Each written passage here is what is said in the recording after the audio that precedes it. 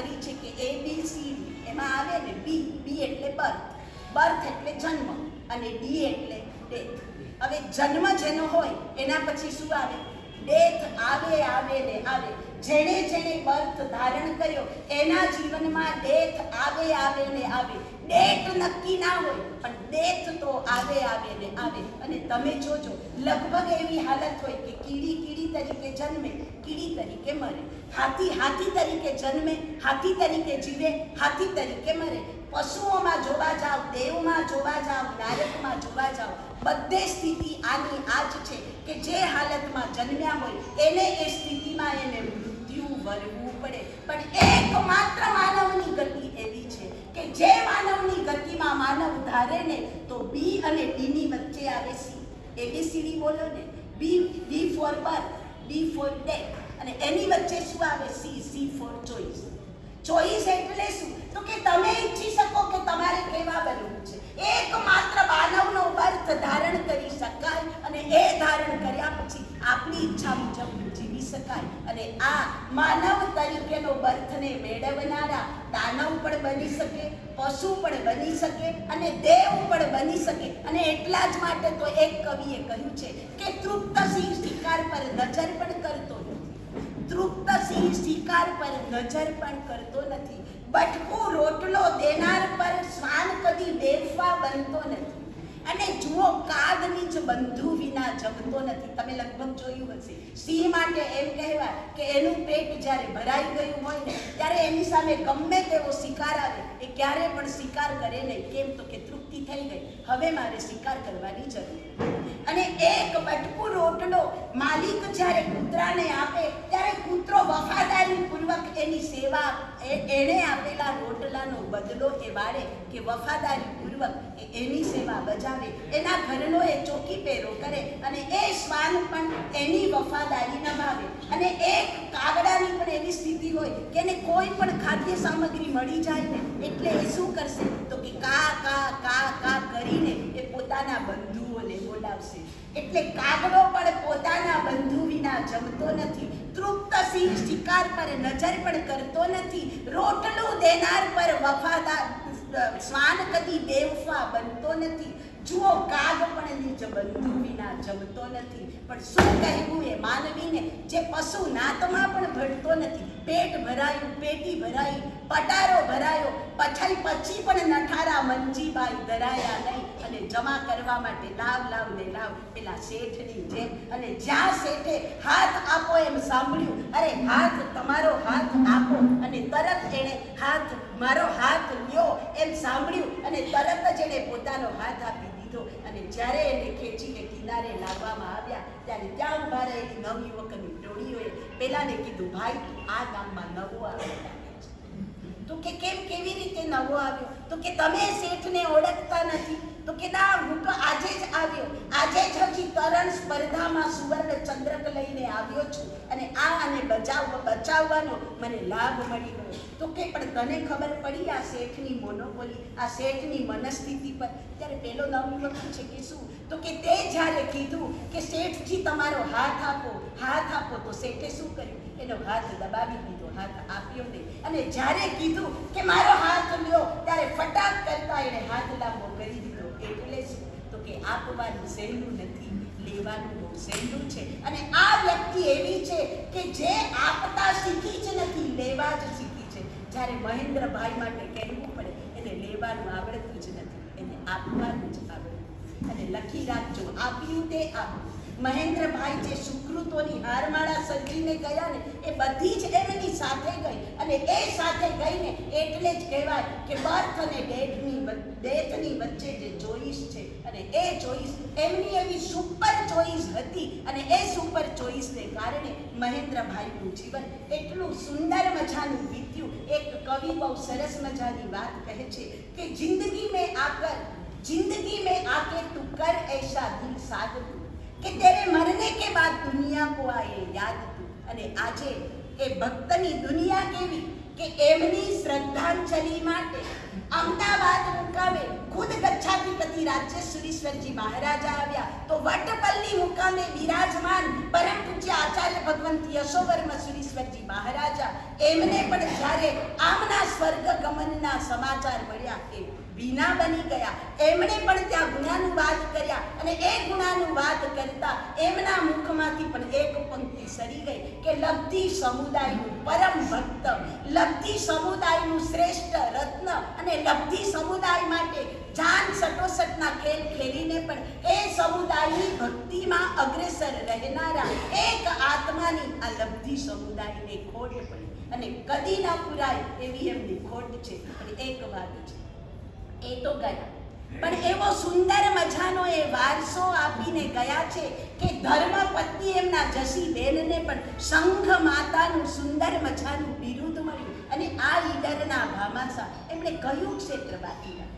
દરેક ક્ષેત્રમાં એમનું મહત્વનું યોગદાન. અને આવા યોગદાનની અંદર એમ કહેવાય કે સુકૃતોની પરંપરા ઘણી ગણાઈને છાબલ્યામાં માઈને એ સુકૃતોની હારમાળાને સર્જવા માટે શક્તિમાન ત્યારે જ બન્યા કે જ્યારે એમનો પરિવાર એમણે કરેલા સુકૃતો પછી પસવારતો હતો. કોઈ પીઠ પાછળ બોલતો નહોતો કે બધું જ આપી દેશો અમારા માટે શું. એક તો ઉલટાનું કલ્પેશભાઈ તો એમ કહેતા હતા, પિતાજી તમે તમારા વાવડાના જોરે શૂન્યમાંથી સર્જન કર્યું છે અને એ શૂન્યમાંથી જે સર્જન કર્યું છે ને તમારો સંહાર થાય એ પહેલા તમારા સર્જનને નવસર્જનના વાટે તમે વાપરી દેજો. તમે એને એવું વાવી દેજો કે સુકૃતોની પરંપરા તમને તો કામ લાગશે અને બાપ કરતા બેટા સવાય. અને એમ કહેવાય કે મોટા ભાઈ કરતા નાનો ભાઈ એના કરતા પણ વધારે ઉદારતાની પૂર્તિ. અને એટલા જ માટે પરિવારજનોએ ક્યારે પણ એવું નથી વિચાર્યું કે પિતાજી ખુલ્લે હાથે દાન આપ્યા જ કરે છે, અમારું શું. એને તો એમ જ કીધું, પિતાજી તમે જેટલું કમાયા છો ને એટલું બધું તમે સેવિંગ બેંકમાં જમા કરીને જજો. અને સેવિંગ બેંકમાં જમા કરવું એટલે શું? તો કે શુભ ખાતાની અંદર એને વાપરવું. એક ખેડૂત પણ પોતાની પાસે મળેલો ધાનનો ખોબો જ્યારે ધરતીમાં વાવી દે છે ત્યારે ધરતીમાં એને ખડો ભરીને ધાન આપે છે. અને આ જ ભારત દેશની પરંપરા છે. અને એ પરંપરાને વરેલા એ મહેન્દ્રભાઈ એ લબ્ધિ સમુદાયનું રત્ન, એ લબ્ધિના નામ માટે એમ કહેવાય કે શું કહેવાય, એક ખાલી લબ્ધિ ગુરુનું નામ સાંભળે અને એમનું હૃદય કમલ વિકસિત બની જાય એવું સુંદર મજાનું આ જીવન જીવતા આ મહેન્દ્રભાઈ અને ગુરુદેવ એમના હૈયામાં એવા વસેલા કે એમની પ્રતિકૃતિ મારા હૈયામાં તો જડાયેલી જ છે. પણ એમને કોઈ પણ ગુરુ ભક્ત મળવા આવે એટલે પહેલી જ એમને ભેટ જો એ આપે ને તો કોની આપે? લબ્ધિસુરી દાદાની. કેમ? તો કે મારી પાસે લબ્ધિ છે, તમે પણ લબ્ધિ લેતા જાઓ. અને એમ કહીને એ લબ્ધિસુરી દાદાની પ્રતિમા એમણે ઘરમાં ભરાવીને જ રાખેલી. જે પણ કોઈ ભક્ત આવે એને બીજી કોઈ ભેટ સોગાદની વાત એમની પાસે જોવા ન મળે. એ આવે તો મને જે ગુરુ પરંપરા મળીને, જે અવ્વલ નંબરની ગુરુ પરંપરા, અને તમે લખી રાખજો, જેના માથે દેવને ગુરુ એનું કોઈ ન કરે ગુરુ. એ ધણપ તીર્થ ચંદ્રપ્રભ સ્વામીના ધણપ તીર્થના નિર્માતા અને મહેન્દ્રપુરમ તીર્થના નિર્માતા. મહેન્દ્રપુરમ તીર્થથી જ્યારે પાલિતાણાની છરીપાલિત સંઘ યાત્રા નીકળી રહી હતી ત્યારે અમે બધા સાથે હતા. મહેન્દ્રભાઈ પણ તે દિવસે ત્યાં આવ્યા હતા. અને એ ત્યાં આવ્યા ત્યારે એમણે ગુરુદેવ યશોવર્મ સુરીશ્વરજી મહારાજાને વિનંતી કરી, ગુરુદેવ મારી એવી ભાવના છે હું એ પૃથ્વીને પરમાત્માથી મળી દઉં. કેવી સુંદર મજાની ભાવના કે મારે પણ પૃથ્વીને પરમાત્માથી મળવી છે. એ સંપ્રતિ મહારાજાએ 1.25 લાખ જીનબિંબો, 1.25 કરોડ જીનબિંબો ભરાવ્યા હતા અને આખી પૃથ્વીને જીનાલયોથી મંડિત કરી હતી. મારી પણ એવી ભાવના છે કે પૃથ્વીને જીનાલયોથી મંડિત કરું. કારણ દેવ અને ગુરુ એનાથી જ જીવનનું મંગલ થાય શરૂ. અને આ દેવ પ્રત્યેની અપૂર્વ આસ્થા, ગુરુ પ્રત્યેની અપૂર્વ ભક્તિનો 33 નમૂનો એટલે આ મહેન્દ્રભાઈ અને એમનો પરિવાર. એ પરિવાર પણ એટલો જ દેવ ગુરુ ભક્ત. સાધર્મિક ભક્તિની કેટલી વાતો કરવી. કોઈ રડતો એમના ઘરે આવ્યો હોય એ રડતો ત્યાંથી જઈ ન શકે. એ જ્યારે નીકળે ને આવે રડતો અને જાય કેવો? હસતો ને હસતો. અને હંમેશ માટે તમે જો અત્યારે પણ જુઓ એમની છબી કેવી છે, તો કે એમનું ક્યારે પણ દિવેલ પીધેલા જેવું હોય જ નહીં. એ લગભગ હાસ્યથી સરભર જ હોય. કેમ તો કે દેવગુરુની કૃપા અનરત એમના પર વરસતી હતી અને આ દેવગુરુની કૃપાના ભાગી બનેલા એવા મહેન્દ્રભાઈ એમણે લાસ્ટ સુકૃતમાં પણ ગુરુદેવ પ્રત્યે જ્યારે વટપલ્લી તીર્થ વડાલી તીર્થના જીર્ણોદ્ધારની વાત આવી હોસ્પિટલના બિછાને પોતે અને તો પણ કે છે ગુરુદેવ જે બોલાવો મને લાભ આપો. બસ જ્યારે પણ આ ઈડરમાં પણ છેલ્લું બેસણું જે દિવસે એમનો દેહ પડ્યો એ દિવસે સિદ્ધિ તપના તપસ્વીઓનું છેલ્લું બેસણું અને એ બેસણાનો લાભ પણ કોનો તો કે મહેન્દ્રભાઈનો. આમ જીવતા જીવ પણ એમનો જીવ ઈડરમાં હતો અને એટલા જ માટે ઈડરના પરિસરમાં રહેલા વડાલી તીર્થમાં એમણે લાભ લીધો અને તેની જ સાથે સિદ્ધિ તપના તપસ્વીઓનું પાંચ ઉપવાસનું વ્યાસનું એ દિવસે પણ એમના નામથી તપસ્વીઓના શરીરમાં અન્ન ગયું અને તે જ દિવસે તો આ દેહ ઢળી ગયો. શાસ્ત્રકાર ભગવંતો કહે છે કે તો ધૂપ સળીની જેમ છે. ધૂપ સળી છે એ શું કરે તો કે સ્વયં જલી જાય અને ચોમેર પ્રકાશને ફેલાતું આવું સુગંધી સર્વ ગુણોથી આમ શું કહેવાય કે ગુણ વૈભવોથી મહેકતું અને સુંદર મજાનું એમનું જીવન હતું.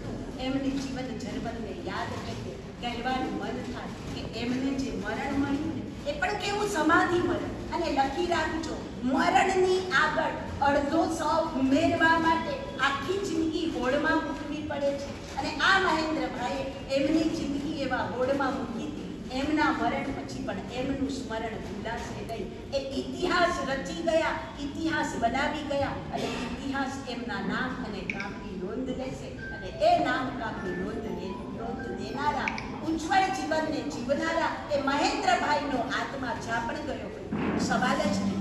મૃત્યુ સમયે પણ અપૂર્વ સમાધિ સાથે એમની આંખ મીંચાય. સાધુ સાધ્વીજી ભગવંતોની આમ શું કહેવાય કે લગભગ એમને નિર્યામણા કરાવવા માટેની દોડાદોડી હોય અને અંત સમયે પણ જેના મુખની અંદર નમસ્કાર મહામંત્ર રમતો હોય એવા અપૂર્વ સમાધિ સાથે દેહને મૂકતા એ મહેન્દ્રભાઈ પરમ ગતિ તરફ એમની વિદાય આપણે પરમાત્માને પ્રાર્થના કરીએ, શાસન દેવો પ્રત્યે મંગલ ભાવના ભાવીએ કે એમનો આત્મા જ્યાં પણ ગયો હોય ત્યાં એમને પ્રભુ શાસન મળે અને એ પ્રભુ શાસનની જાહો જલાલી પૂર્વક એ આત્મ કલ્યાણના માર્ગે આગળ વધે. બર્થ પછી ડેથની વચ્ચે આવતો ચોઈસ અને એ ચોઈસ શબ્દ એમના માટે આત્મ કલ્યાણની ઉત્થાનનો પાયો બને એવું સરસ મજાનું મરણ જીવન પછી જન્મ પછી મરણને નિવારી નથી શકાતું પણ સુધારી શકાય છે એનો શ્રેષ્ઠ દાખલો દેનારા મહેન્દ્રભાઈના ચરણોમાં આપણા બધાની શ્રદ્ધાંજલિ એટલા માટે અર્પણ કે એમણે જે જીવનમાં પ્રાપ્ત કર્યું એ આપણા બધાના જીવનમાં પણ આવે. લેતા નહીં પણ આપતા શીખીએ અને આવી આપવાની પરંપરા એ અર્પણ કરવું એ જ સાચું સમર્પણ છે. એ સમર્પણ ભાવમાં ખૂબ ખૂબ આગળ વધે અને એમનો આત્મા પરમ ગતિને પામે એવી પરમ પિતા પરમાત્માને પ્રાર્થના. શેઠ આનંદજી મંગલજી પેઢીના દ્રષ્ટિભાઈ ગૌતમભાઈ ઋષિ આગળ વધાર્યું. બધા સાથે મળીને મારી સાથે એક પંક્તિ ચલાવજો. મહેન્દ્રભાઈ તુમકો પ્રણામ. બધા સાથે મળીને